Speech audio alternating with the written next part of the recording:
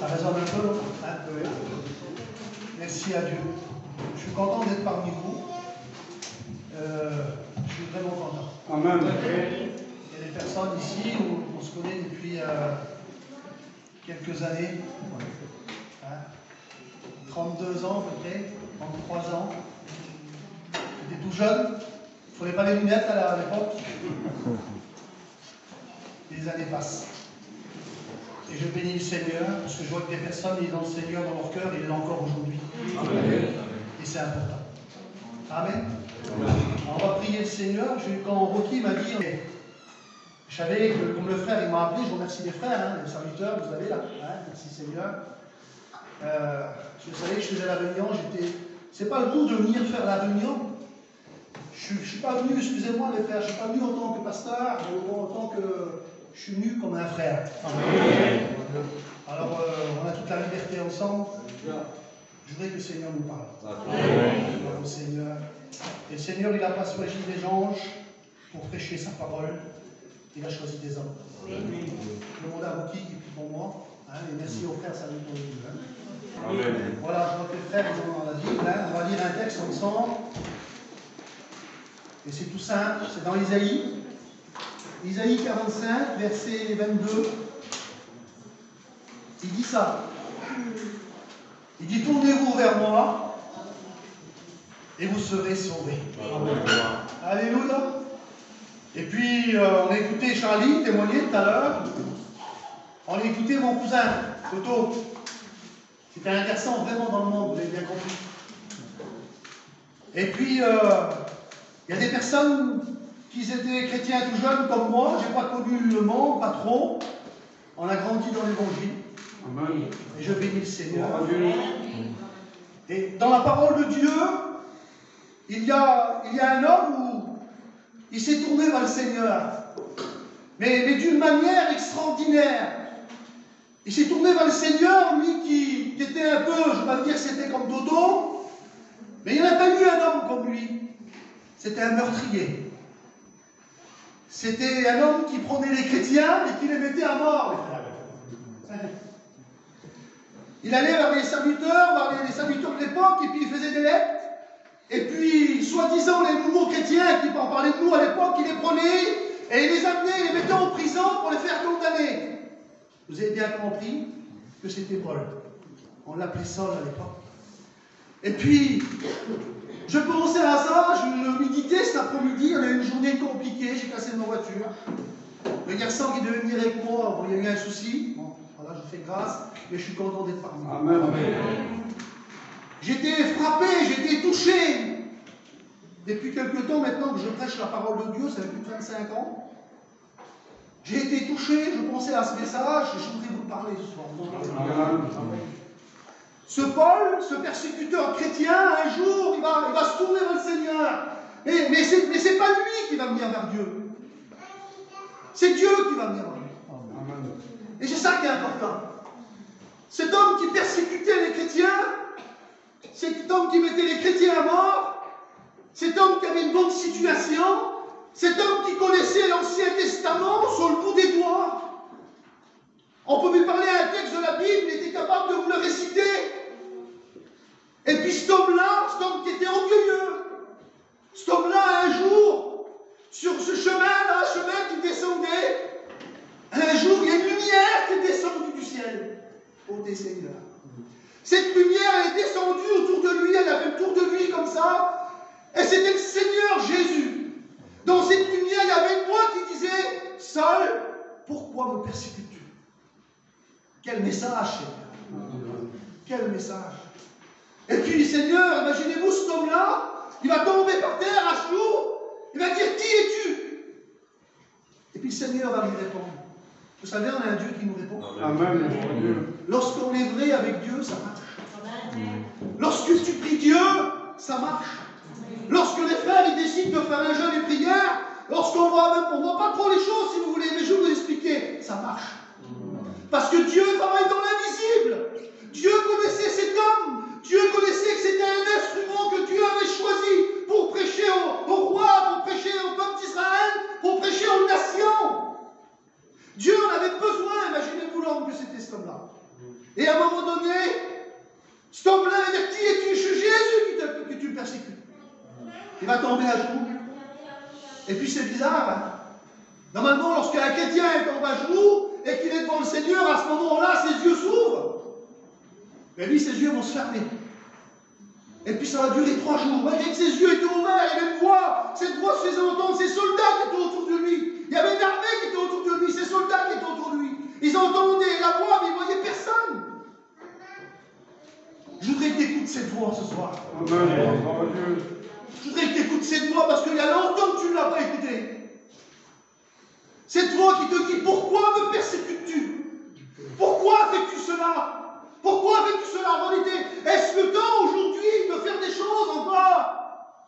Et je pensais à ça cet après-midi dans Éphésiens, chapitre 5, verset 16, c'est marqué « Rachetez le temps, car les jours sont mauvais. » Et inutile de vous dire qu'on vit des mauvais jours en ce moment.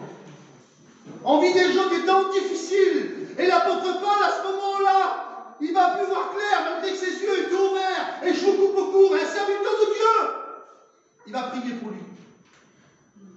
Et il va recouvrir la vue. Il va rester 3 jours sans manger et boire. Et à un moment donné, ses yeux vont s'ouvrir. Et je bénis Dieu lorsque tes yeux s'ouvrent. C'est ce que le message que le Seigneur a mis dans mon cœur. Il voudrait ce soir que tes yeux s'ouvrent. Et que tu réalises l'important que Dieu, lorsque Dieu parle. L'important lorsque les frères d'église, ils font les jours de réunion. L'important d'être là. Alléluia. Lorsque nos yeux s'ouvrent, on voit toutes les choses. J'ai un copain, moi, il faisait des courses, il allait jouer aux courses, il n'était pas chrétien. Un jour, sa femme, elle avait sa main sur la table, il a pris le couteau, il a passé la main, tellement qu'il était méchant. Et il était touché par le Seigneur. C'était un méchant, il était touché par le Seigneur. Il a regardé sa compagne, il lui demandait pardon. Il a ouvert sa porte de sa caravane, il y avait un arbre au fond. Il était émerveillé, oui. Dieu est capable de nous émerveiller. Gloire à Dieu. Alléluia. Amen. Et cet homme-là, ça a été très vite pour lui. L'apôtre Saul, ça a été très vite pour lui. Il y en a parfois que c'est très lent. C'est très lent à comprendre les choses de Dieu. C'est ces disciples qui sont sur le chemin d'Emmaüs. Vous êtes lents à comprendre ce qu'ont dit les prophètes. Un petit peu comme David, il avait péché. Le roi David, il avait péché, puis le prophète, il va s'approcher vers lui, puis il va lui faire comprendre par une parabole. Il était lent à comprendre qu'il avait péché et qu'il fallait qu'il demande pardon à Dieu pour qu'il répare le vase brisé. D'ailleurs, il va le dire, je suis un vase brisé. Il va dire, ô Éternel, pardonne-moi les fautes de ma jeunesse. Amen. Ça arrive, comme Toto l'a dit tout à l'heure, ça arrive de faire des fautes, mais on est un Dieu tout-puissant. On est un Dieu qui nous pardonne de tous nos péchés. Amen. Il est fidèle et juste pour nous pardonner. Cela ne vient pas de nous, ça veut dire qu'il n'y a rien de bon en nous. Qu'est-ce qu'il y a de bon en nous? Le meilleur des serviteurs de Dieu, le meilleur des hommes de Dieu sur la terre. La Bible nous dit son cœur est comme un buisson d'épines. Ça veut dire qu'il n'y a pas un juste, pas un seul qui fait le bien. Si on fait le bien, c'est par la grâce de Dieu, mes frères. Lorsqu'on vient là, et le petit frère qui met les chaises, ou chacun qui travaille dans l'église, lorsqu'on fait quelque chose, c'est Dieu qui nous donne la force. Et cet homme-là, ça va aller très vite pour lui. Au bout de quelques jours, il se fit baptiser. Quelle beauté c'est. Et là, il part et il commence à prêcher que Jésus était le Christ. Alléluia. Parce qu'en Israël, ils attendaient le Messie, ils attendaient le Christ. Et il était convaincu, il l'avait vu, il avait entendu sa voix. Je voudrais que tu sois convaincu ce soir. Je voudrais que tu entendes sa voix, elle est si bonne. Lorsqu'elle parle à mon cœur, elle est si bonne, Seigneur. Ça se ressent quand Dieu parle, mes frères. Ça se ressent quand Dieu parle, mes sœurs. C'est vrai, ça se ressent quand ça vient du ciel. Quand c'est des mots qui viennent de la terre, des fois, on se les ressent aussi. Quand on les a pris sur Internet, ça se ressent. Mais quand on a pris la Bible, qu'on a prié des heures, et qu'on a lu des heures, ça se ressent. Alléluia. Et puis cet homme-là, il va prêcher. Et quand il va prêcher, quand on veut faire le bien, ben c'est le mal qui s'attache à nous. C'est vrai. Ça veut dire qu'on a un adversaire. Mais je voudrais vous dire, l'adversaire, le Seigneur, il a fait manger la poussière. C'est vrai, il a fait manger la poussière au diable. Parce qu'il l'a vaincu à la croix. Et Paul l'avait bien compris, il va prêcher que Christ était ressuscité. Et puis, je bénis le Seigneur, ça va aller très vite pour lui. Et tellement qu'il va prêcher, tellement qu'il va parler de Dieu, tellement qu'il va démontrer par la Bible que Jésus était le Christ, on va vouloir le mettre à mort. Hein?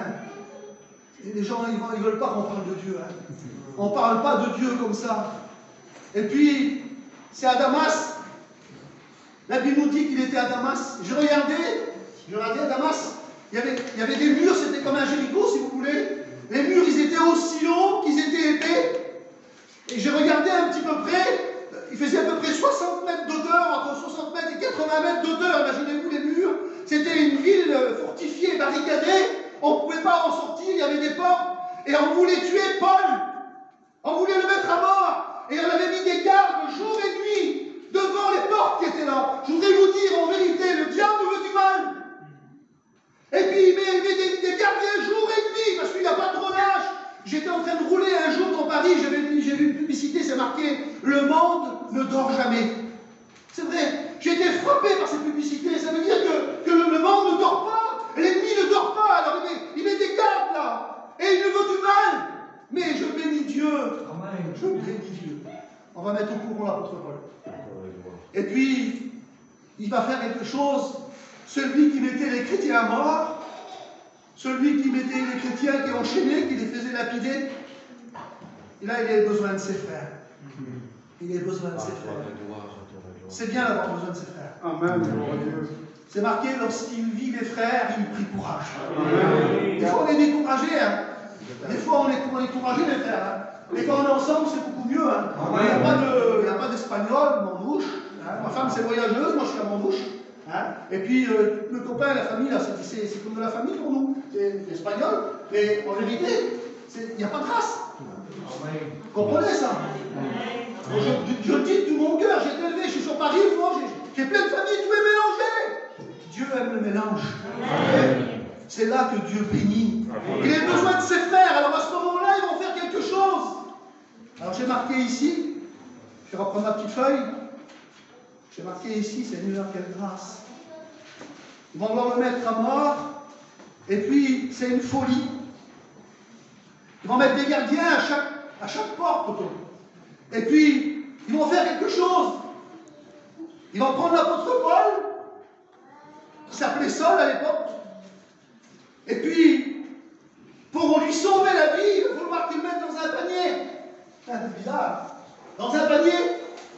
Alors, j'ai regardé dans la parole de Dieu, le peuple d'Israël, pendant la nuit, des fois, ils introduisaient du pain ou des choses en cachette le soir avec ce système-là. Et ils avaient prévu ce système-là pour que l'apôtre Paul soit sauvé du complot qui était réservé.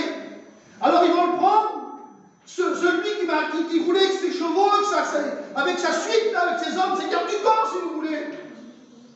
Celui qui n'avait pas besoin de sous, celui qui avait tout ce qu'il faut, il est en bonne situation. Celui qui marchait, il est marché comme ça, il a le tour du monde. Parce qu'on voit alors ce qu'il faisait, hein. On voit que c'était quelqu'un d'orgueilleux. Celui qui est orgueilleux, là, il faut qu'il rentre dans le panier. Excusez-moi, hein. Mais des fois, il faut rentrer dans le panier.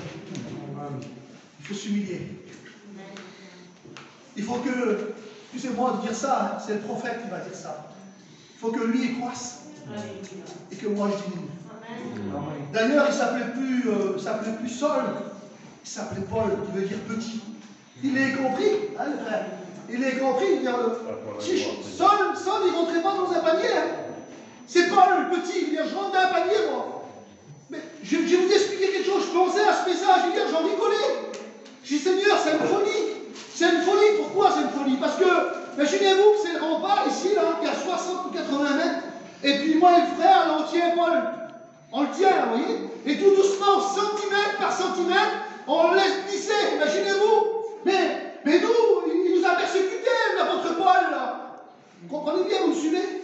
Il a mis nos familles à mort, il a mis mon cousin à mort, il a mis l'autre là-bas que je connaissais. J'ai été élevé avec lui, il l'a tué, il a fait lapider. Puis c'est moi qui tiens la corde. Seigneur, comment j'ai envie de laisser la corde? Je pensais à ça, je dis, Seigneur, il faut qu'il se passe quelque chose. Il faut vraiment qu'il fasse confiance. Vous ne croyez pas que Dieu a fait quelque chose de grand en nous? C'était quelqu'un qu'on regardait avec Toto avant, on ne fréquentait pas. Il y a des personnes dans le monde qu'on ne fréquente pas. Si on est dire ça un petit peu sérieux, mais cet homme-là, c'était quelqu'un de pas fréquentable. Oui, mais il se passe quelque chose. C'est celui qui vient du ciel qui change tout. Alléluia. Et celui-là, il fait confiance à ses frères, il est capable de s'abaisser et de tenir la corde et descendre tout doucement et de faire confiance à ses frères.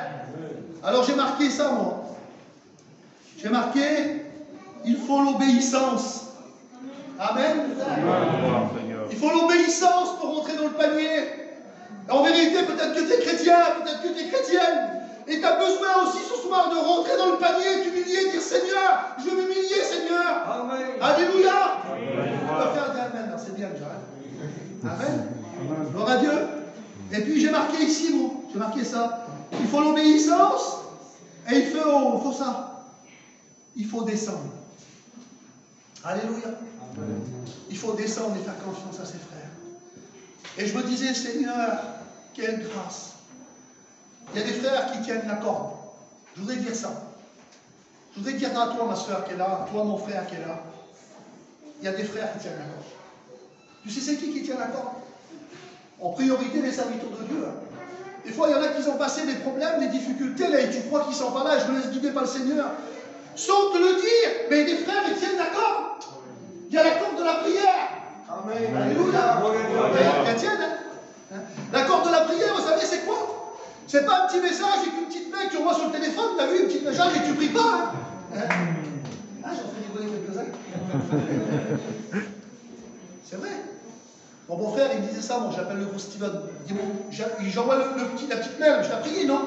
Ben, je dis, ça sert à rien. Je dis, envoie pas la main et prie plutôt. Non? On fait les deux. Ça va marcher. Je voudrais vous dire, je demande pardon à Dieu toutes les fois quelqu'un m'a confié quelque chose où je n'ai pas tenu la corde. Mais à partir d'aujourd'hui, je veux tenir la corde. Alléluia. Je veux tenir la corde de tout mon cœur. Parce que je sais, Seigneur, que ce n'est pas facile. Il y a peut-être une sœur ou un frère ici qui est un ancien, et puis qui est là, il ne paye pas de mine, excusez-moi les frères, hein. C'est pas un grand prieur, vous savez, on est des gitans, hein, mais pas un gros vocabulaire, hein. Mais en vérité, mais il est là. Il tient la corde de la prière. C'est des piliers, vous avez des piliers qui tiennent quelque chose là. Eh bien, il y en a qui sont là, ils ne payent pas de mine, mais c'est pour ça que l'église, elle marche. C'est ensemble. Alors tenons la corde ensemble. Et puis ils ont descendu centimètre par centimètre. Et puis l'apôtre Paul, je m'imagine, à un moment donné, il arrivait par terre. Quelle joie! Et c'est marqué, vous le lisez les frères, c'est marqué, il partit à Jérusalem. Alléluia! Je voudrais vous dire, Jérusalem, c'est la ville de la paix. Jérusalem, c'est la ville de la sécurité, c'est la ville du Seigneur. Et bien toutes les fois où on tient la corde, je voudrais vous dire, on prend direction Jérusalem. Amen. On prend direction au ciel. C'est parce qu'il a tout fait pour nous. Amen. Et vous savez ce qui s'est passé? Cet apôtre Paul, hein, avant il s'appelait Saul, il est devenu Paul, il a fait des choses extraordinaires, il a écrit des épîtres, c'est un homme qui a mis toutes les doctrines pratiquement dans la parole de Dieu, et à un moment donné il va faire quelque chose, il va se trouver dans un endroit, ça se trouve dans les actes des apôtres. Alors on dit les actes des apôtres, parce que c'est le temps des actes, hein, les actes des apôtres. Et puis il s'est passé des miracles. Acte 3, il y avait un homme qui était là, il était au bord de cette porte-là, et Jean aux ennuis dit, regarde-nous. Amen. Amen. Regarde-nous, ça veut dire on n'a rien, on n'a pas d'argent, parce que ceux qui passaient donnaient un petit billet, non? C'est pas ça qu'on parle. Peut-être que tu as oublié, je voudrais te dire ce soir, ayant dit ça, peut-être que tu as oublié, tu t'en amènes, mais c'est pas ça ton besoin. C'est pas ça ton besoin. Ton besoin, c'est de te lever et marcher. Amen. Vous comprenez? Au fil des années, il s'avait habitué à la religion, qu'il était là en train de tendre la main pour voir un petit billet. Non, c'était pas ça. Il y a plus grand que ça. Le Seigneur, il voulait qu'il marche. Amen. Et le Seigneur, ce soir, il veut que tu marches avec lui comme il faut.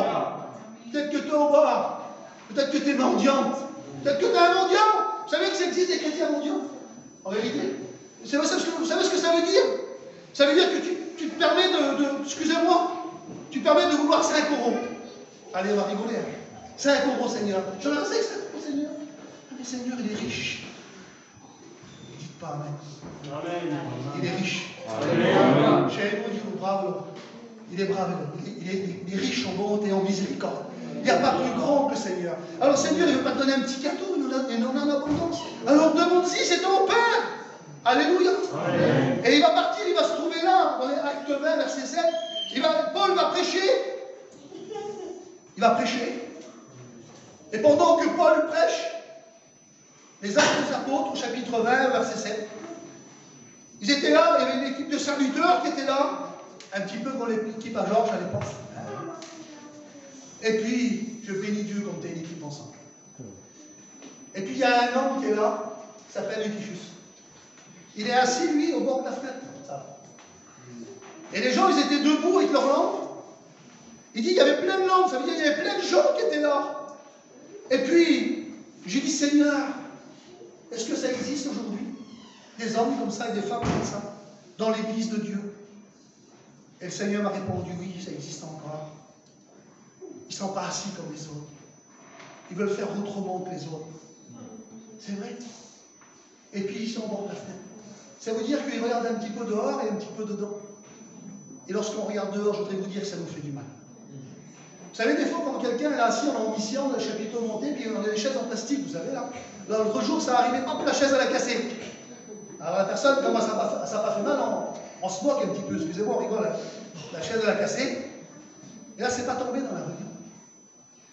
Pendant que Paul prêche, pendant que Paul, c'était l'apôtre Paul, c'était celui qui a fait confiance à ses frères, c'est celui qui était appelé par Dieu. À un moment donné, il était là, et à un moment donné, c'est marqué les frères comme ça. Cet homme-là, il était au 3e étage, et la Bible nous dit, il fut entraîné par le sommeil. Et puis, cet après-midi, je méditais, et le Seigneur, il me disait ça. Il y en a qui se sont laissés entraîner par le sommeil. On peut se laisser entraîner par le sommeil. Alors ça démarre un petit peu, tu peux croiser les bras. Hein, c'est vrai les frères? Un petit peu de négligence. Et là, quelle vitesse que l'ennemi vient. Vous avez vu comment notre langage commence à changer? Notre vision, elle change lorsqu'on néglige un petit peu les choses de Dieu. Puis quand on s'approche du Seigneur, franchement, je nous demande pardon, Seigneur. Quand on va jeûner, quand on est près de Dieu, parce qu'il faut être près de Dieu, mes frères, alors là, tout change. Ça devient plus facile. Je vais vous dire devant Dieu que c'est vrai, les choses de Dieu ne sont pas pénibles. Je le dis toujours, moi j'ai dit aux chrétiens, j'avais 16 ans. C'est pas un jour d'appartenir à Dieu, justement, on est libéré. Un chrétien, c'est quelqu'un qui a la plus belle des vies, mes frères. Un chrétien, il a la meilleure des vies. D'ailleurs, on chante un cantique libéré, pardonné du Seigneur. Oui, on est des hommes libres. On a la plus belle des vies. Dans le monde, on ne vit pas, Seigneur. Quand je vois tous ces gens qui sont enchaînés, qui sont drogués, qui ont toutes ces choses-là, je voudrais vous dire, tu as la plus belle des vies, ma soeur. Tu as la plus belle des vies, mon frère. Et il y en a qui ne réalisent pas. Je voudrais te faire réaliser ce soir. Cet homme-là, il n'a pas réalisé, il est au bord de la fenêtre. Et il est tombé par terre. Et la Bible nous dit, des fois, on se laisse entraîner. Alors lui, c'était par le sommeil. Tu as un maman? Un peu, frère. Amen, amen.